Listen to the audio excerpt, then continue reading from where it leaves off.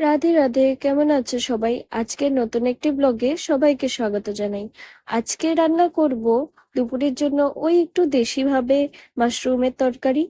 এবারে মাশরুম তো অনেক ভাবেই খাওয়া যায়, আমরা রেস্টুরেন্টস বাইরে কত ভাবেই না মাশরুম খাই, কিন্তু বাড়িতেও এভাবে ঝটপট একটু তরকারি বানিয়েও কিন্তু খাওয়া যায়, যেটা বেশ স্বাদের হয় আর হেলদিও হয়। চলো আজকে শুরু করি তাহলে। এভাবে পেঁয়াজটা ভালো করে ভেজে ওখানে আমি দিয়েছিলাম একটু ছোট আলু। বড় আলুও দেওয়া যায়, ওটা নিজের ইচ্ছে মতো তুমি অ্যাড করতে পারো। তবে আমার কাছে ছোট আলু ছিল, তাই আমি ওগুলোকে একটু বয়েল করে নিয়ে ভালো করে বাকলাগুলো ছুলে ওই পেঁয়াজটার সাথে ভালো করে ভেজে নিচ্ছিলাম।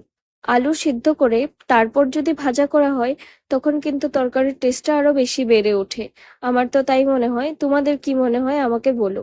আর এই পাশে একটু আদা রসুন আর কাঁচা লঙ্কা পেস্ট করে নিয়েছিলাম গ্রাইন্ডারে।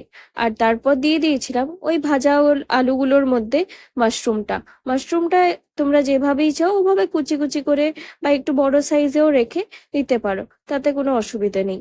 তারপরে একটু মাশরুমটা সতে করে ওখানে আমি ওই যে মশলাটা করে রেখেছিলাম, ওই মশলাটা অ্যাড করে দিব আর ভালো করে কষিয়ে নেব। মাশরুমটা যেহেতু নরমই থাকে, তাই আলুটা সিদ্ধ হয়ে যাওয়ার পরে বা এক্সট্রা করে যদি সিদ্ধও করে নাও, ভাজা হয়ে যাওয়ার পরে মাশরুমটা অ্যাড করলেই হবে। সেখানে আর কোনো এক্সট্রা করে মাশরুম আগের থেকে দিয়ে সিদ্ধ করার দরকার নেই, পরে সিদ্ধ করলেও হয়ে যায়। আমি তারপর ওইখানে আগে যে মশলাটা করে রেখেছিলাম, ওটার মধ্যে একটু জল দিয়ে ওই জলটাই এখানে অ্যাড করে দিয়েছিলাম।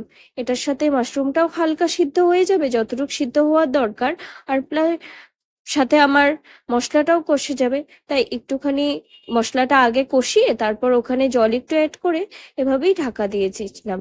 তারপরে এই ঢাকা দিয়ে দেওয়ার পরে দেখো সুন্দর পুরো ফুটে গেছে। 5-10 মিনিট পরে আমি মশলাটা নামিয়ে ওই ঢাকনাটা নামিয়ে মশলাটাকে ভালো করে কষিয়ে নিব। মশলাটার থেকে জলটা ভালো করে টানিয়ে নিতে হবে, তবেই স্বাদটা ভালো আসবে। এই যে মশলার জল যে ছিল প্রায় শুকিয়ে গেছে, নেই এখন জল, এখন জাস্ট ভালো করে আরেকটু টানিয়ে নিয়ে জল দিয়ে দিলেই ব্যাস।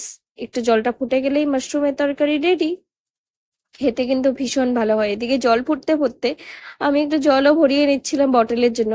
সিদ্ধার্থ এত জল খায়, আর আমার বোতল ভরতে ভরতে নাজেহাল অবস্থা হয়ে যায়, তাই ও আমাকে দেখো এভাবে একটা পাইপ এনে দিয়েছিল, যেটা কিন্তু বেশ হেল্পফুল হয়। তোমরাও কিন্তু এই টেকনিকটা ইউজ করতে পারো, বেশ ভালোই হবে, জল ভরার ঝামেলা থাকবে না। তারপর এই দিকে আমার ঝোলটা ভালো করে ফুটে আসাতে আমি নামিয়ে নিয়েছিলাম। এভাবে কিন্তু বাড়িতে মাশরুমের তরকারি খেয়ে ভালোভাবে এনজয় করতে পারো, ভীষণ টেস্টি হয়। ওখানে জাস্ট নামানোর আগে এক্সট্রা করে গরম মশলা অ্যাড করে নামিয়ে ফেললেই রেডি মাশরুমের তরকারি। আর এই পাশে একটু ডালও করে নিচ্ছিলাম আজকে। ওই ডাটা দিয়ে ডাল করব, ডাটা এখানে পাওয়া যায় না, আমি পাওয়াতে ভাবলাম আজকে ডালটা বানাই, আর সাথে তোমাদের সাথেও শেয়ার করে নিলাম। আর ছিল মাছ ভাজা। মাছ ভাজাটা ওইদিকে বসিয়ে একটুখানি জুস করে নিচ্ছিলাম, ওই একটু ওয়াটারমেলনের জুস। সিদ্ধার্থ আসার সময় হয়ে যাচ্ছিল, তাই ভাবলাম এসে যদি একটু ঠান্ডা ঠান্ডা জুস খাই আর ভালোই লাগবে। আর এখন ওয়েদার আমাদের এখানে যেই ড্রাই, তো একটু হাইড্রেটেড হওয়াটাও দরকার। মাছটা ভাজা প্রায় হয়ে গেছে, আমি মাছটা নামিয়ে ওখানে একটু পেঁয়াজ কুচি আর ধনেপাতা কুচি অ্যাড করে দিচ্ছিলাম। এভাবে না খেতে বেশ ভালো লাগে। গুয়াহাটি সাইডের রিসর্ট গুলোর মধ্যে এভাবে মাছ ভাজা দেখা যায়, দেয় সার্ভ করে। সিদ্ধার্থ খুব ভালোবাসে, তাই আমি এভাবে মাছটা ভাবছিলাম ভেজে দেখি।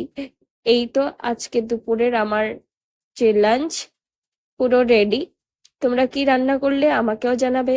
আর আজকের ব্লগটা এখানেই শেষ করছি, দেখা হবে পরের ব্লগে।